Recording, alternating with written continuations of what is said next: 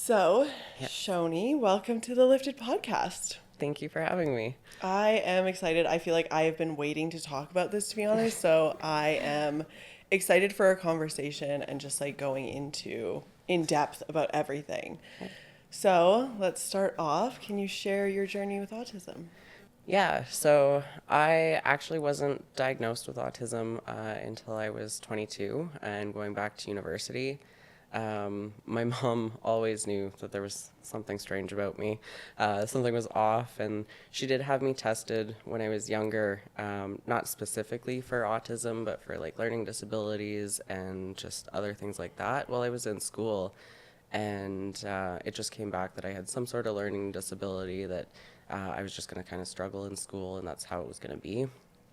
Um, but I, so I ended up getting diagnosed when I was 22, going back to university, and it's not uncommon for women to not get diagnosed when they're younger because actually a lot of studies are done that are just based on men. And in like we see research done with like strokes, and a lot of the stroke symptoms are based off men, and while some of them can correlate through to women, like you can have that numbness in your arm as a woman, not all of them are exactly the same. And we've just kind of taken the historic research based off boys and men as kind of that's what it was. And now they're finally starting to do research on women and seeing like, oh, women can be autistic and have different traits and present differently. And they're actually seeing that women mask a lot more than boys and men do, just because we have that social expectation to fit in. So it's hard for girls to get diagnosed as autistic, and typically don't until they're later on in their life. So And you were 22 when you got diagnosed? yeah. So I was going back to university, and I struggled through school. Like my mom, like being autistic, trying to get me to do anything. Oh my God. If I wasn't interested in it, it was like pulling teeth. Like I was 1,000 miles away. I was thinking about everything else. You could talk to me and recite it 8 times over, and I still wouldn't be able to tell you what you just said. Like, You're no like, what interest. else can I focus on Yeah, other than this that I just don't literally. care anything about? Exactly. Like I have no interest in this, so school was hell for me. And like if I had a special interest, that thing like became my personality. I took that on and was just like engulfed in it. That's all I wanted to talk about. That's all I wanted to do. So trying to get me through school was just like painful. Like my mom used to actually do my homework for me because I just otherwise I was gonna fail. Like I was That's not so gonna make it funny. through school. Like I would come home, like she was there learning grade 8 math. She was there like writing essays for me. Like I was in the Catholic system as a kid, and so she did all my religious classes like actually online for me.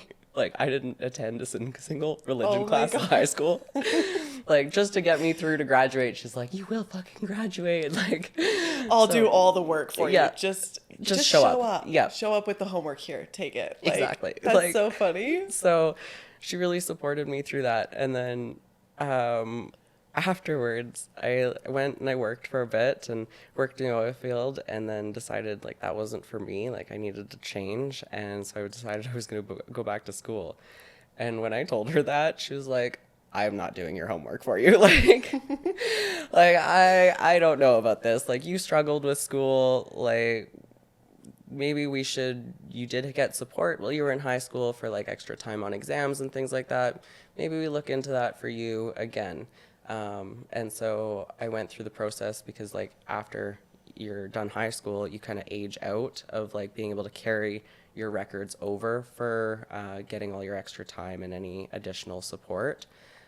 So I had to go through the process of like getting a learning disability diagnosis again, and that's when they diagnosed me as being autistic.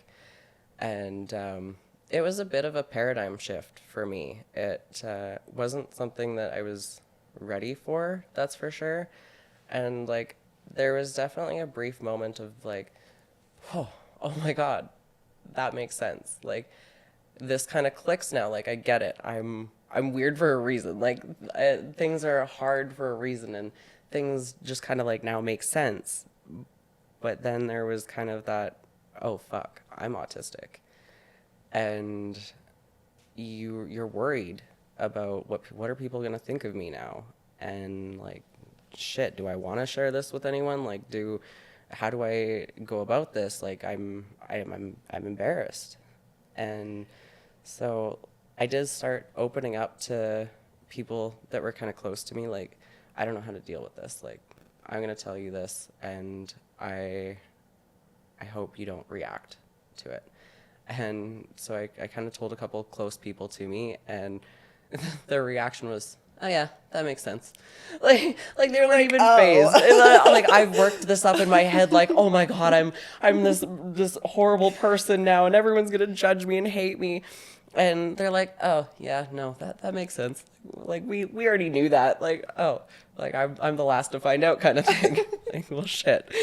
But then there was some not so great support too. Like I did open up to some of my family, and some of them were really not supportive.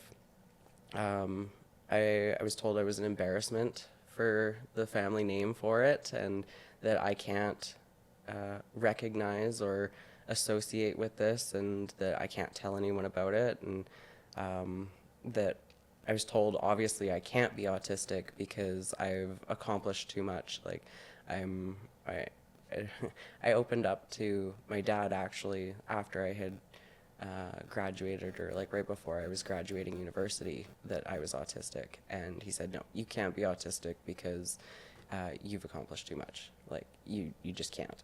And I'm like some of the smartest people in the world are autistic. Like Elon Musk is autistic. Like, just tell me that I can't be autistic because I'm too functional is just kind of really disheartening. And then to hear it from your own family. Like, my friends were crazy supportive. They're like, yeah, no shit, you're autistic. Like, come on now. Yeah, okay, let's like, move on with our day. Right? Like, this is old news. Yeah. But then to have your family, like, just, no.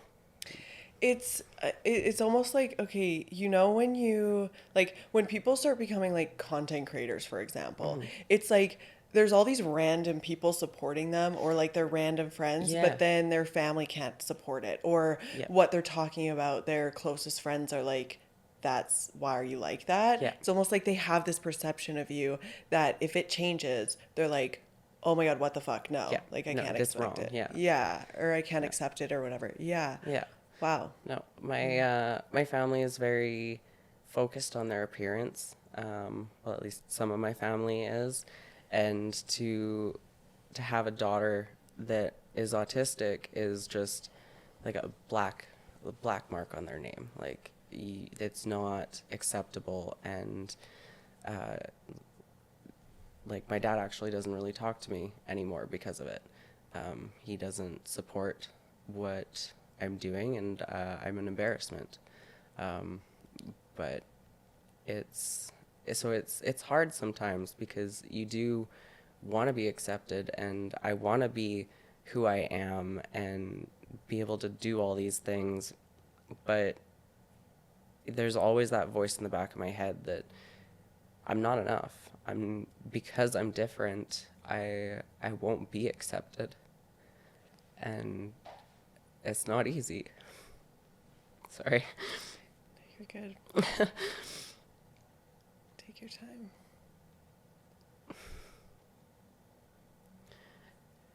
You have people tell you that you need to change, that you don't fit a certain mold too. And like, people have an expectation for autism too, that you're gonna be too much, and then they see you and you're like, oh well, you're too high functioning to be autistic, or then you melt down and well, now you're too much to handle and we don't want to be around you anymore. And so you're constantly being put in these different bubbles and being told you need to be more or you need to be less, and kind of work through all of that. And sometimes you lose sight of who you are, and it's not easy to let all those voices go. So being diagnosed as autistic was was kind of nice in the fact that now it's a little bit of a reassurance of like, okay, yeah, there's gonna be people that are gonna judge me. Well, there's people gonna judge me regardless of if I'm autistic or not. Like, I've got normal friends that get judged all the time for just doing their weird stuff, and they're not autistic. So, fuck it, I might as well be as special as I want to be. My mom always told me I'm special, so I might as well be it. So, I may as well embrace it. right? Yeah, I can imagine, like, because it's hard enough to, like, especially, I don't know what it is now, but I feel like it's hard enough to love ourselves. And so to have other people saying these things when you're like, I already feel this. Like, and then all of a sudden to have them almost like reassure you of these shitty things that you already feel about yourself. And you're like, I'm trying my hardest to love myself the way that I am. Yeah. And now you're literally making me go backwards. It's like we already shit talk ourselves enough. Oh my God, yeah. Like, don't add to it, Like, just keep your shitty comments to yourself. Right? Like, you why know? do we have to add to everyone else's shit? Like, It's awful. everyone's negative self-talk is always there. Like, there's always a baseline of negative self-talk in everyone's head. And it takes so much more work to have a positive narrative and a positive mindset. And so, like, why do we have to just bring everyone else down? Like, why can't we just be nice to each other? It's literally awful. Right? So, were there any other ways that it like affected you personally aside from like, family saying stuff and that kind of stuff? There's definitely been a couple times where, like, I do try, or I did try, to let people like get to know me before I would tell them, just because I was worried about that stigma, and especially because I do kind of have a split life. Like, I've got bodybuilding me, and I'm out in the community and in the gyms and trying to volunteer at shows and just being very supportive there. And then I've got corporate me, where I'm trying to kind of fit this other mold. So sometimes telling people or right away isn't great. And I found out that kind of after some people found out that I was autistic, I would get immediately treated different. Like, they'd known me for a couple of years, and now I tell them I'm autistic, and all of a sudden they're trying to like buffer life for me. And it's like, why? Like, I didn't need that before. Why are you doing this now? Like, what changed? Like, you saw I was capable at doing all of this stuff. Like, I don't understand. And that's a really big thing for me, is I don't understand a lot of the social norms that people do, or understanding emotions sometimes for me isn't very easy. And like, I know I have emotions. I know I can get angry. I can get sad and ridiculously happy over silly little things, and scream that there's a squirrel at the top of my lungs and drive Brandon nuts, freaking out about a squirrel that I see on the side of the road. But some people just, they start to treat you different again. And I can't remember where I was going with that point. Sorry. You're good. Honestly, I feel like it's like, do you ever hesitate to tell people because of that? Like, has that ever made you want to be like, I just don't really want to tell people? Yeah, it definitely has. I have it on my Instagram because I want to advocate that it's okay to be autistic, that you shouldn't be ashamed of it. You shouldn't be ashamed of any sort of neurodiverse background. But there is that little voice in the back of my head that people might treat me different, or they might not want to be my friend or something, because they have that stigma around autism, and they set expectations for you that aren't you, and they just expect you to act a certain way. And sometimes it really sucks, because people will tell you that they expect you to melt down, because like that's a big thing with autism, is the meltdowns, and Like I'm sure everyone's seen YouTube clips of people having meltdowns, and they're pretty drastic sometimes. So people will just expect if something goes wrong, you're going to melt down, and then they tell you that, and then you get frustrated because it's like, no, I can do this. Like, stop telling me how I'm going to react. And then they start to buffer and start to treat you different and trying to be like, well, you're going to melt down, you're going to melt down, you're going to melt down. And it's finally, you do melt down, and they're like, well, see, you melted down. It's like, well, fuck, of course I'm going to. Like, you keep pointing out all the yellow doors, all I'm going to see is yellow doors. And then it's like you get in your head and you get frustrated because you're like, now I want to prove you wrong, but now I'm trying too hard and frustrated. And then of course you're going to have a meltdown. Yeah. Obviously. Right? Like just, yeah, I don't really understand that either. Why, especially people that know you for a long time, like maybe 2 years, 3 years, whatever, as soon as you tell them they would like act differently. Like I don't really understand that either, only because it's like, you've literally treated me like this for the past 2 years of my life. Like what, aside from the label or aside from you knowing something, what the fuck changed? Right. Like what is the difference? Like I'm still just as weird. I still had all my quirks before. I still ran around with elf ears and sometimes slippers and dancing in the gym or stomping around in the gym. Like I still did all these weird things. Now you just have an understanding why, and now you're going to treat me different. Like I don't understand why. Yeah. And it really sucks to have that, to have people's all of a sudden perception change of you when there's no reason for it. Like you knew who I was before. Like I didn't just all of a sudden change overnight.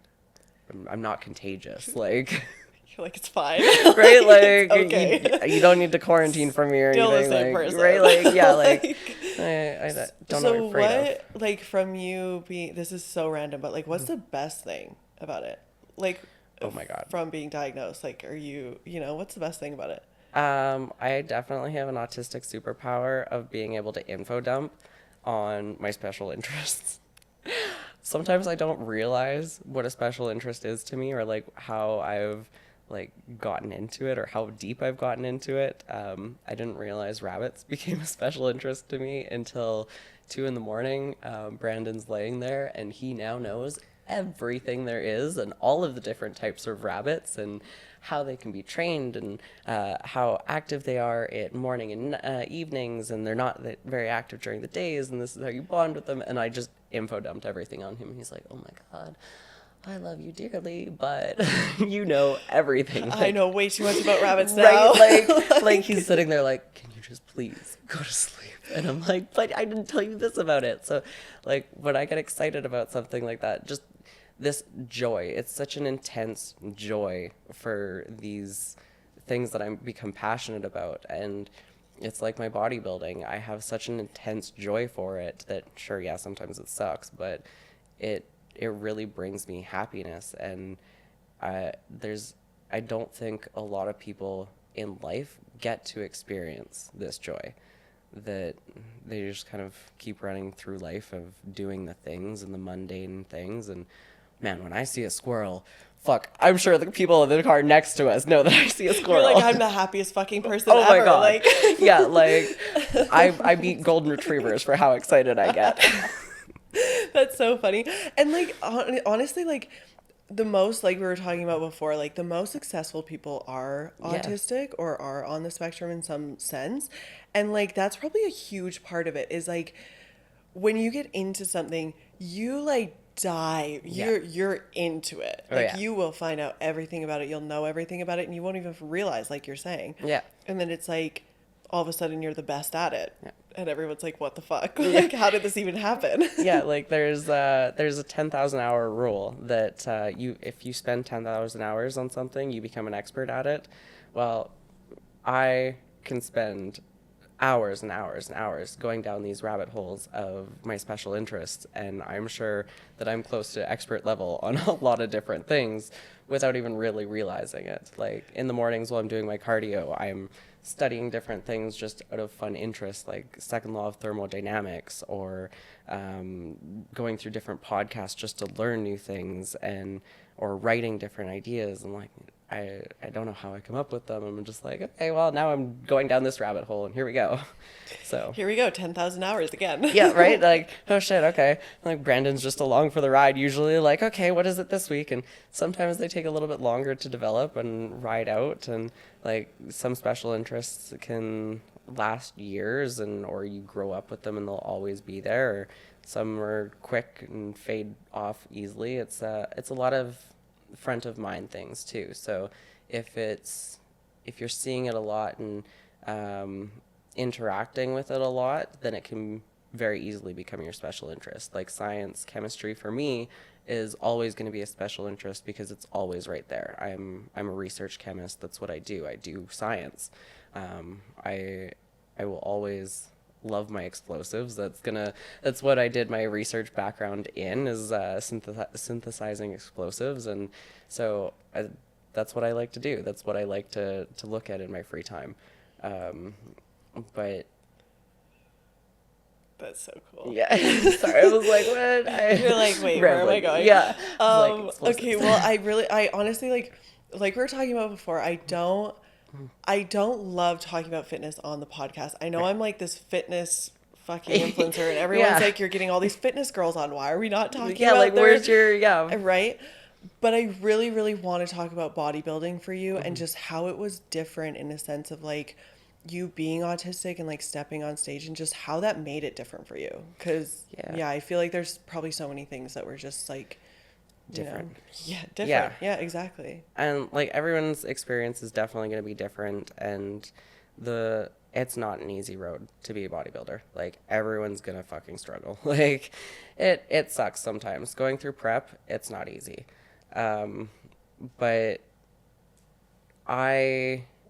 while going through it, I loved the routine, and I'm really thankful for having Dylan as my coach. Like, he has been there to support me through everything. He's been amazing. He really worked with me to make a meal plan of making sure I have comfort foods in them. Like, one of the fun things about being autistic is we like to eat the same thing over and over. Like, people will have their meal, then they'll have their leftovers, and they'll be like, okay, I can be good without eating that for like another month or so. I'm like, I can eat the same meal 4 times a day for the rest of my life and be happy. Like, That's so funny. like, Don't I love change it. Right? Like, do not change this. And so when Dylan and I finally came up with this meal plan, I was like, okay, this is the meal plan. You're allowed to change the quantities, but nothing in it changes.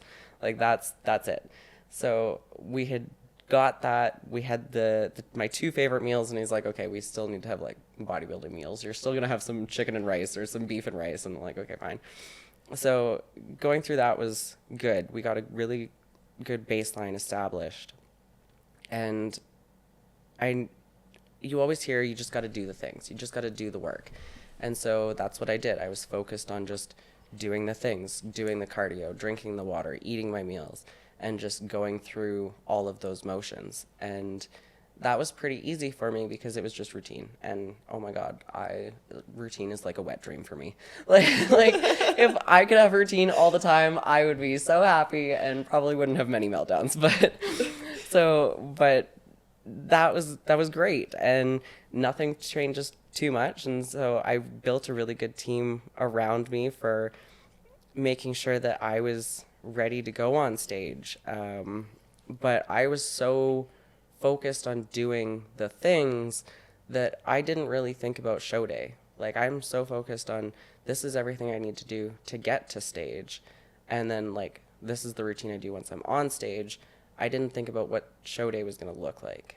And it was definitely a lot that I managed. Like, I got up on stage, and all of a sudden it was kind of like, holy shit, I'm here. And these lights, they're so bright, and holy shit, I'm in a bikini and I can't tell if I'm sweating or if I'm freezing, and these shoes are plastic. Like, what the fuck is going on? Like, oh my God, that's so overwhelming. And I was like, just, you did the things. You know what you got to do. Go up, do your routine. Like, I have my routine on my Instagram. Like, I have a video of me doing it, and I look at it and I laugh. Like, I have that same, I always have this one where I like look down and like smile, like, I got this. Like, I can do this. Like, whew, okay. And then like you'll see it at the beginning of my routine. Of my posing coach kind of gave me shit. She's like, you can't look down. I'm like, sorry. I was giving myself a pep talk. But you'd never know that as soon as I stepped off stage from that video, I had a meltdown backstage.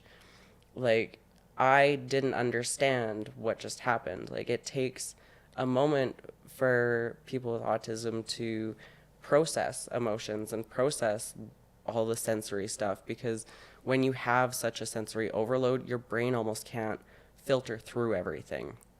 Like, you don't know if you need to focus on the lights. You don't know if you need to focus on what's going on in front of you. You can't filter through it to see what's going on. Right now, it takes you a minute. So I didn't understand that when I was going through prep and I would do my routine videos and work with my posing coach and everything, I could see everything immediately. Like, I could see the video playback. Okay, I need to change this. I need to do this. But when I was on stage, I didn't have that video playback right away.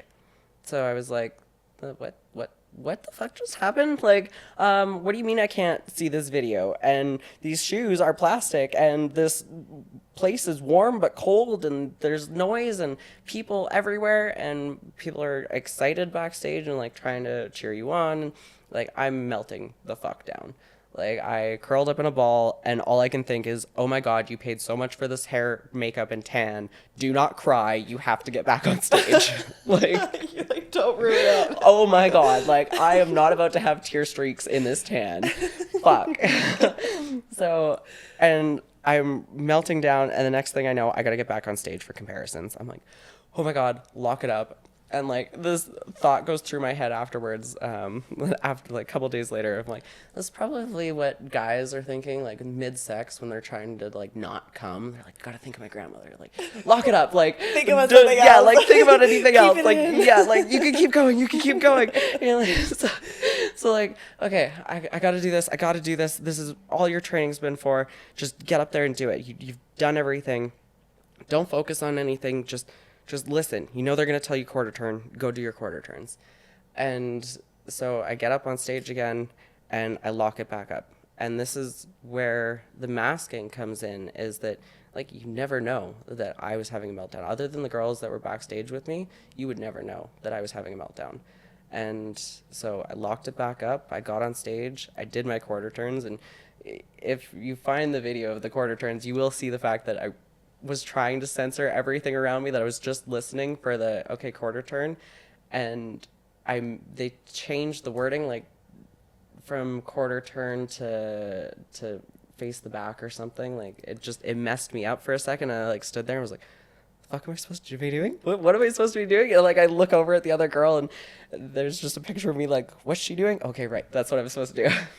So it was a lot, and like, show day, I just was not prepared for. And one of the things I feel really bad for is afterwards, because I was so overwhelmed, I didn't get to share that experience with the girls. Like, I got off stage and I was like, get me the fuck out of here. Like, I don't know what's going on. I need to take these stupid plastic Barbie shoes off. Like, I want out. Like, this is way too much. And so everyone obviously wants pictures and they want to celebrate and they're all excited and everything. And I do feel really bad that I wasn't able to be there for the girls and celebrate for them, because every single one of them has worked so hard to get there, and they deserve to be celebrated. Like, man, prep is hard. It sucks. You have to really dig through your emotions to not go and get that cookie dough out of the fridge, not cry into a tub of ice cream, because yeah, you got to find it within you to keep pushing. And so every one of them deserves to be celebrated, and I do feel bad that I wasn't able to be there to celebrate with them with that. And I hope that it didn't take anything away from them, because they deserve to have their moments. And I know that being around people who are having a meltdown is very hard, because it can be triggering to other people and upsetting. And so that's why I just like, get me out. Like, separate me. I can go calm down somewhere else. And like, I don't understand what's happening. Like, this is just all way too much. And on top of that too, so when I started prep back in like February, we went and saw Dylan, and I was like, okay, so what's the plan? Like, this is what I look like. Like, what is the plan? And he was like, okay, well, we'll do a regional show, and maybe you could do like top 5 at nationals. And I was like, top 3 is my threshold. If we can't place top 3, I will do regionals, and I'm happy with that. He's like, okay, we'll just do regionals then. And then show day 2, he looks at me, and he's like, fuck, you're going to nationals. I'm like, the fuck do you mean I'm going to nationals? We decided in February, and now we're in July. I'm not ready for this. I'm not prepared. You're taking my routine away. Like, what are you doing? And he's like, just get through today. We got this.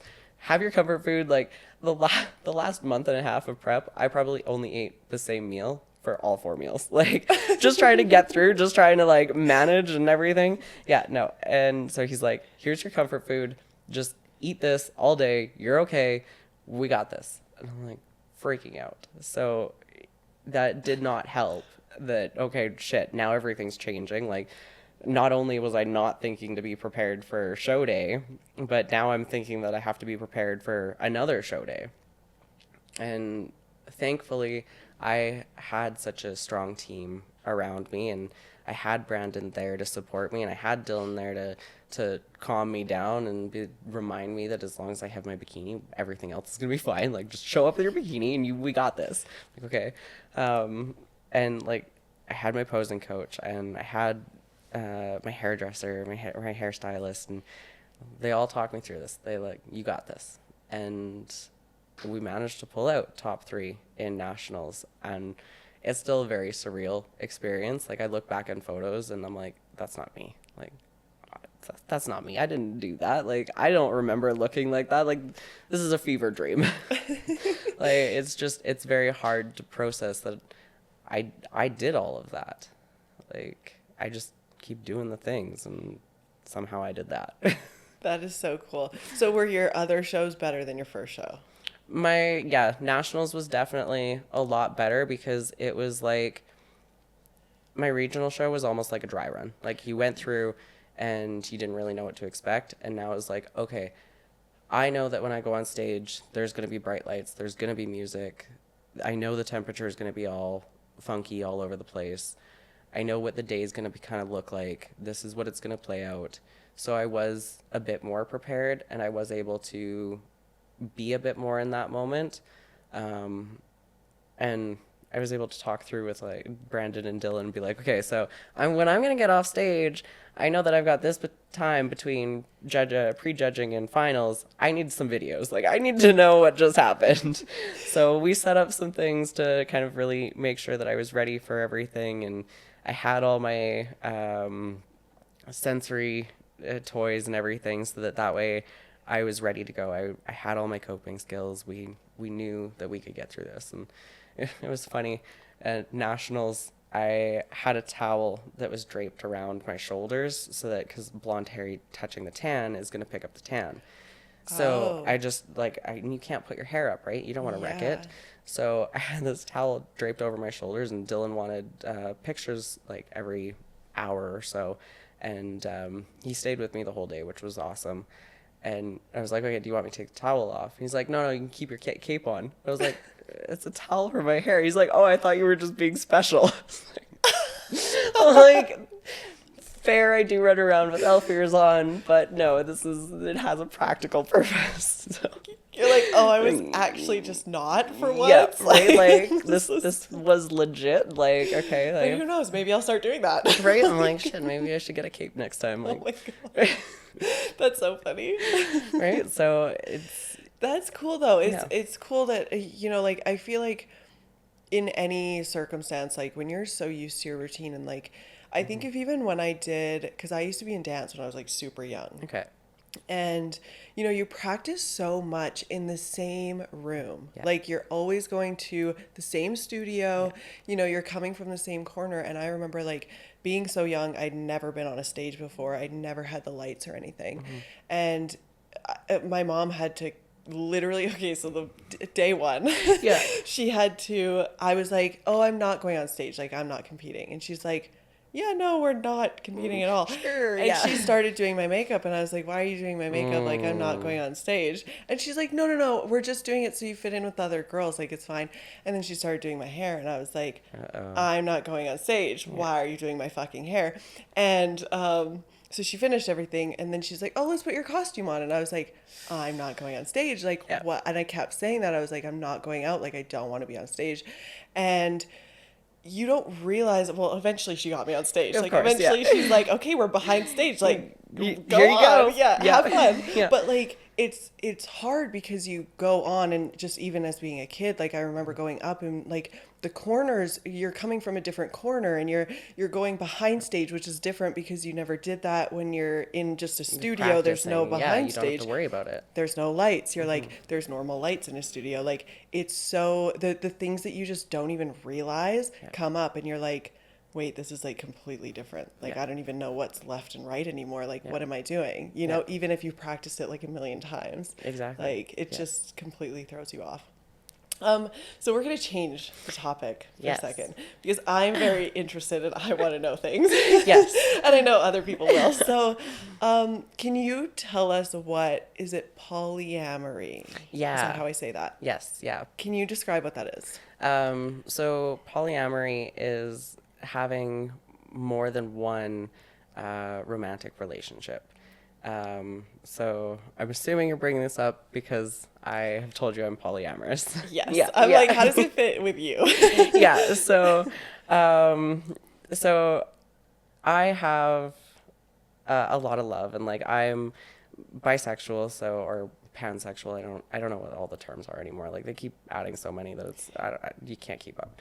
But so I really love people for their energy, and one of the things I love about Brandon is that he's got a very masculine energy. He's very protective. Like, he has that safety factor for me. But all my friends I kind of pick based on their energy. I like to have them around because they are able to calm me. They have more of that feminine energy. And so Brandon and I call it girl love, that I look for girl love. I look for that comfort that he can't give because he's so masculine. Like guys can't sit there and like giggle girlishly on the couch with you and like have that intimate kind of connection. Like, we have a different dynamic. And so we have agreed that since he has so much love to give, that he's got no problem having another woman in his life, and I need that feminine connection in my life. So we've agreed that we are going to be polyamorous, and that we are polyamorous, and that means that we date women, and eventually we would really like to have a girlfriend. So we would really like to be in a throuple, ideally. And it'd be nice, because then that way you have that shared, like, everything might not be equal, but everything will be fair. So, like, that's one thing that Brandon reminds me of all the time, and I really love it because he's right. Like, so my time with him in the gym is like, that's our time, that's our thing. And this other woman that we bring in, she might not necessarily like the gym. Like, she might not be a bodybuilder. Like, let's be real. She's probably not going to be a bodybuilder. So that might not be her thing. So we have that time where me and her might go shopping. Like, Brandon's not going to want to spend forever going shopping with girls. Like, God, are you serious? You're rushing us, and we're like, we want to look at things and have our time and go get our nails done and stuff like that. So we have that time, and she'll have something with him that they can go and do together. So it's not equal in the fact that we're all doing the same thing at the same time, but it's all fair because we have the shared time together, which is what we need. And you need to have that open communication and being able to really make sure everyone's validated in that. And what we want to make sure is that she doesn't just feel like a side piece or like a third. Like, she's going to be coming to this relationship as a girlfriend. She's going to be an equal, in the fact that there's no real hierarchy in it. Like, I'm not going to come first because I was here first. Like, we all love each other equally and like have that shared connection, and we would be able to date each other freely, the three of us, and me and her can go do things, and Brandon and her can go and do things, and then the three of us can go and do things, and it just having that extra person helps kind of share that emotional load too. Like, obviously I'm a lot. I have a lot of emotions, and sometimes I don't understand all of them, and having someone else there to help kind of process them and help with them giving me perspective is really nice too. So it's, yeah. Especially a girl. Mm-hmm. Like, Yeah. we literally talk about this all the time. James is like, girls just feel so much. Like, Yeah. we start every sentence with like, I feel like, Yeah, and then right? it's just like, you just go on this fucking tangent, and they're like, I literally didn't ask how you felt. I just Yep. asked if you Asked wanted what you this. wanted for dinner. Yeah. Literally. Yeah. And I'm like, I feel like, and then you talk for like 10 minutes, and they're like, I don't really care. Yep. What the Right? fuck do you want? Like, Yeah. it's, oh my God, so funny.